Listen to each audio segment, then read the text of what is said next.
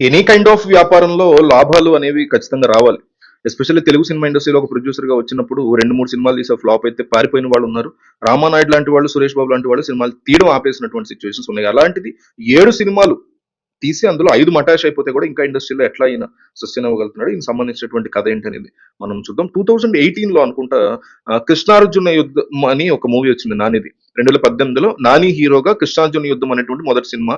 అదే ఈ 'సాహు గారపాటి' యొక్క ఆయన నిర్మాతగా మారి డబ్బులు పెట్టిన మొదటి సినిమా. సో ఆ సినిమా బాక్స్ ఆఫీస్ దగ్గర భారీ డిజాస్టర్ అయిందని చెప్పుకోవాలి ఆ సినిమా. అయితే పెట్టినటువంటి డబ్బులు కూడా తిరిగి రాని పరిస్థితి. ఆ సినిమా తర్వాత నాగ చైతన్య సమంత కాంబినేషన్ వచ్చినటువంటి 'మజిలీ' మూవీ వచ్చింది. 2019 సంవత్సరంలో శివ నిర్మాణ దర్శకత్వం వచ్చినటువంటి శివ నిర్మాణ డైరెక్టర్ గా వచ్చినటువంటి ఆ మూవీ భారీగానే ఆ మూవీకి లాభాలు వచ్చి చాలా పెద్ద హిట్ అయింది. సో నిర్మాతగా మారిన తర్వాత సాహు గార్పాటి కొట్టిన ఫస్ట్ హిట్ కింద దాన్ని కన్సిడర్ చేయొచ్చు. ఇక ఆ మూవీ తర్వాత సాహు గార్పాటి నుంచి 'గాలి సంపత్' అని ఒక మూవీ వచ్చింది.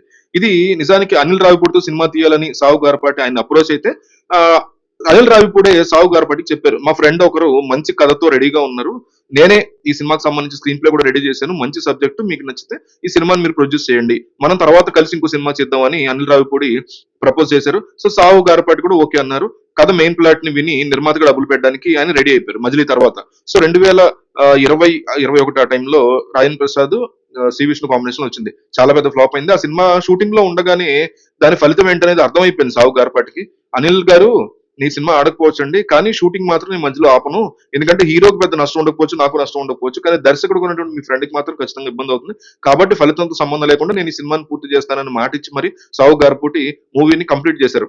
సాహు చెప్పినట్టుగానే, అంటే ఈయన ఎక్స్పెక్ట్ చేసినట్టుగానే గాలి సంపత్ మూవీ డిజాస్టర్ అయింది. కరోనా లాక్డౌన్ టైంలో ఓటీటీలో రిలీజ్ చేద్దాం అనుకున్నటువంటి సినిమా లాక్డౌన్ ఎత్తేయడంతో దాన్ని థియేటర్లో రిలీజ్ చేశారు. సో అది అయినా కానీ అది ఫ్లాప్ అయిపోయింది. దాంతో కేవలం 8 రోజుల్లోనే ఓటీటీలో రిలీజ్ చేశారు దీని ఆహాలో అనుకుంటా. మార్చి 11 గాలి సంపత్ సినిమా థియేటర్ లోకి వస్తే మార్చి 19 తారీఖు కల్లా అది ఓటీటీలో వచ్చేసింది ఆహాలో. సో అంటే థియేటర్ లో రిలీజ్ అయిన కేవలం 8 రోజుల్లో ఒక మూవీ ఓటీటీలోకి రావడం అంటే ఇది పెద్ద రికార్డ్ అన్నమాట. గాలి సంపత్తే అలా వచ్చినటువంటి first cinema and last cinema record. ఈ మూవీ వల్ల ఎంత డిజాస్టర్స్ నష్టాలు వచ్చినా సాహు గార్పాటి మూవీ నిర్మాణాన్ని ఎక్కడ ఆపల. 2021లో టక్ జగదీష్ అని నానితో ఒక మూవీని ఆయన డైరెక్ట్ చేసి ప్రొడ్యూస్ చేశారు. దాన్ని డైరెక్ట్ గా ఓటీటీలో రిలీజ్ చేశారు, అది కూడా ఫ్లాప్ అయింది. సో డైరెక్ట్ ఓటీటీ కాబట్టి హోల్సేల్ గా అమెజాన్ ప్రైమ్ ఆ మూవీని మంచి ప్రైస్ గా కొనుగోలు చేసింది. సో దానివల్ల పెద్దగా నష్టపోయింది ఏం లేదు, కానీ వాళ్ళ ఖాతాలో మాత్రం ఒక ఫ్లాప్ సినిమా ఖచ్చితంగా లిస్ట్ లో చేరిపోయింది. టక్ జగదీష్ తర్వాత కొన్నాళ్ళు గ్యాప్ ఇచ్చినటువంటి సాహు గార్పాటి 2023లో అల్లరి నరేష్ తో ఉగ్రం అని ఒక మూవీ తీశారు. సో యాంగ్రీ యంగ్ మ్యాన్ గా అల్లరి నరేష్ ని మంచి మాస్ అవతారంలో చూపించినటువంటి మూవీ అది. అది చాలా పెద్ద హిట్ అవుతుందని ప్లాన్ చేశారు, కానీ అది కూడా అటర్ ఫ్లాప్ అయిపోయింది. సో ఆ తర్వాత సాహుకి అనిల్ రావిపూడి అందుబాటులోకి వచ్చేసారు. అంటే గాలి సంపత్ సినిమాలో తన వల్ల సాహు గార్పాటి నష్టపోయారు అనేటువంటి ఫీలింగ్ లో ఉన్న అనిల్ రావిపూడి ఈయన కోసం సినిమా తీయాలని ఎప్పటి నుంచో ఫిక్స్ అయ్యారు. కానీ 3 సంవత్సరాల తర్వాత వీళ్ళ కాంబినేషన్ కుదిరింది గాలి సంపత్ నుంచి ఇక్కడ వరకు. సో వీళ్ళిద్దరు కలిసి ఒక కథ అనుకుని ఆ కథ బాలయ్యతో తీస్తే బాగుంటుందని వీళ్ళిద్దరు వెళ్ళి భగవంత్ కేసరి సినిమా స్టోరీ బాలయ్యకి చెప్పడం, బాలయ్య చేద్దామని యాక్సెప్ట్ చేయడం వెంట వెంటనే జరిగిపోయి 2023 సంవత్సరంలో ఆ సినిమా రిలీజ్ అయింది. మంచి రిలీజ్ గా మంచి హిట్ కొట్టింది అది. సో భగవంత్ కేసరి తర్వాత విశ్వక్సేన్ హీరోగా లైలా అనేటువంటి మూవీ సాహు గార్పాటి ప్రొడ్యూస్ చేశారు. ఆ మూవీ రిజల్ట్ అనేది చెప్పక్కర్లేదు. సో ఆ మూవీ డిజాస్టర్ అయింది, అట్రాల్ పోయింది. అయినా కానీ సాహు గార్పాటి మాత్రం ఫుల్ జోష్ లో ఉన్నారు. ఎందుకంటే మెగాస్టార్ చిరంజీవితో అనిల్ రావిపూడి డైరెక్టర్ గా ఇద్దరు కాంబినేషన్ లో ఈయనే ప్రొడ్యూసర్ అవ్వబోతున్నారు. సో ఆ మూవీ గట్టి లాభాలు వస్తుంది, ఆల్రెడీ సంక్రాంతికి వస్తున్నాం మంచి హిట్ అయింది, అలాంటి తీస్తాడు అతను అనిల్ రావిపూడి నమ్ముతున్నారు. సో ఇప్పుడు జొన్నలగడ్డ సిద్ధు జొన్నలగడ్డతో కూడా ఒక ప్లాన్ ఉంది, ఒక మూవీ తీయడం. సో ఇది సాహు గార్పాటి యొక్క సినీ చరిత్ర. అయితే ఆయన నుంచి ఇప్పటి వరకు 7 సినిమాలు వస్తే 7 సినిమాల్లో మజిలీ, భగవంత్ కేసరి 2 మాత్రం చాలా మంచి హిట్లు అయ్యాయి. మిగిలినటువంటి 5 సినిమాలు మాత్రం అట్టర్ ఫ్లాప్ గా మిగిలిపోయి, కొన్ని డిజాస్టర్లుగా కూడా మిగిలిపోయి భారీ నష్టాలని సాహు గార్పాటికి తెచ్చిపెట్టాయి. అయితే ఈ రేంజ్ లో నష్టాలు వస్తున్నా కూడా, వరుసగా ఫ్లాపులు వస్తున్నా కూడా సాహు గార్పాటి మాత్రం సినిమా ఇండస్ట్రీలో ఉంటూ సినిమా నిర్మిస్తూ ఉంటే చాలా మందికి వచ్చేటువంటి డౌట్ ఏంటంటే అసలు ఈయనకి డబ్బులు ఎక్కడి నుంచి వస్తున్నాయి? వరుసగా డిజాస్టర్లు వచ్చినా సరే పెద్ద హీరోలతో ఈయన సినిమాలు తీస్తున్నాడు, చిన్న హీరోలతోనూ మళ్ళీ సినిమాలు తీస్తున్నాడు, చిన్న చిన్న సినిమాలు. అసలు ఈయన ఏం వ్యాపారం చేస్తారు?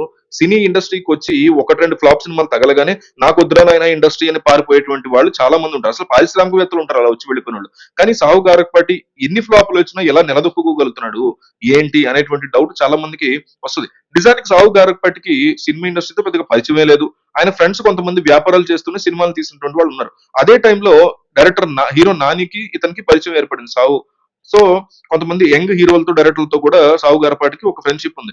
సాహు యొక్క ఫ్యామిలీ రియల్ ఎస్టేట్ బిజినెస్ చేస్తూ ఉండేది. ఈయన కూడా మొదట్లో రియల్ ఎస్టేట్ వ్యాపారాన్ని చేస్తూ ఉండేవారు. So Maithri homes, value ventures, Sahasra infrastructures, టెక్షన్, ఐటీ సొల్యూషన్స్ వీళ్ళన్నిటికీ కూడా ఆయన డైరెక్టర్ గా ఉన్నారు.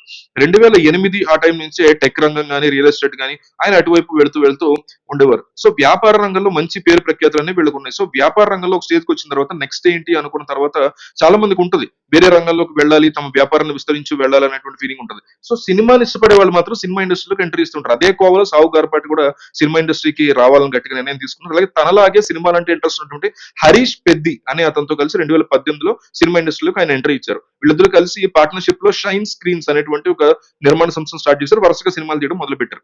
హీరో నానితో కృష్ణాని యుద్ధం తీశారు. తర్వాత బాలకృష్ణ భగవంత్ కేసరి, లైలా వరకు, అంటే లైలా కాదు కానీ భగవంత్ కేసరి వాళ్ళిద్దరు కలిసి తీశారు సినిమాలు. సో ఇద్దరు కూడా సినిమాలకు పెట్టుబడులు పెట్టుకుంటూ వచ్చారు. కానీ ఎక్కడ చెడిందో ఏమో కానీ ఇద్దరి మధ్య 5 ఏళ్లకి విభేదాలు వచ్చాయి. 2023 సంవత్సరం వచ్చినటువంటి బాలకృష్ణ భగవంత్ కేసరి మూవీ వీళ్ళిద్దరూ కలిసి అంటే కంబైన్డ్ పార్ట్నర్షిప్ లో వచ్చినటువంటి సినిమా.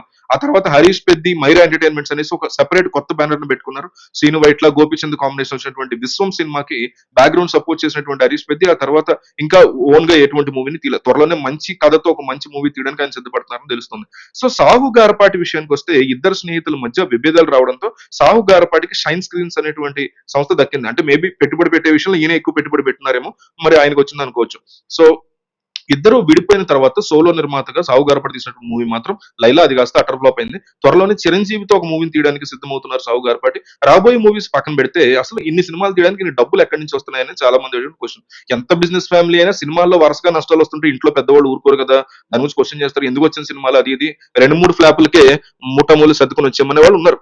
సో తీసిన 7లో 5 ఫ్లాప్ అయినా సరే సాహు గారపాటి పెద్ద పెద్ద హీరోలతో సినిమాలు తీయడానికి రెడీ అవడం వెనక ఆయన బిజినెస్ మైండ్ ప్రధాన కారణం అని చెప్పుకోవచ్చు. సాహు గారపాటి తెలివిగా ఓ పని చేశారు. ఇండస్ట్రీకి వచ్చే ముందే, అంటే వచ్చే కొన్నాళ్ళకి సినిమా బిజినెస్ గురించి క్షుణ్ణంగా అధ్యయనం చేశారు. తెలుగు రాష్ట్రాల్లో లెక్కకు మించి డిస్ట్రిబ్యూటర్ ఉన్నారు కానీ ఓవర్సీస్ లో మాత్రం 3-4 మాత్రమే ప్లేయర్స్ ఉన్నారు అనే విషయాన్ని సాహు గారపాటి జాగ్రత్తగా అర్థం చేసుకున్నాడు.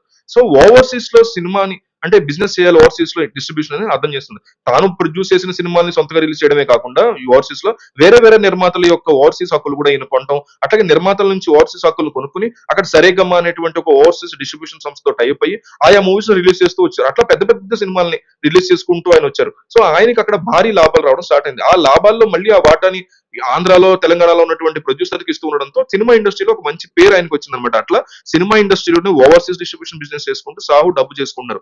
అలా వచ్చినటువంటి డబ్బులతో ఆయన సినిమాలు చేస్తూ ముందుకెళ్తాను చాలా క్లియర్ గా అర్థమవుతుంది. ఈ మొత్తం ఇన్ఫర్మేషన్ అంతా మాట్లాడుకుని అందరం కనుక్కుని నేను వీడియో చేశా. సో ఒక 1000 లైక్స్ అడుగుతున్న టార్గెట్ నాకు, దయచేసి ఇవ్వండి.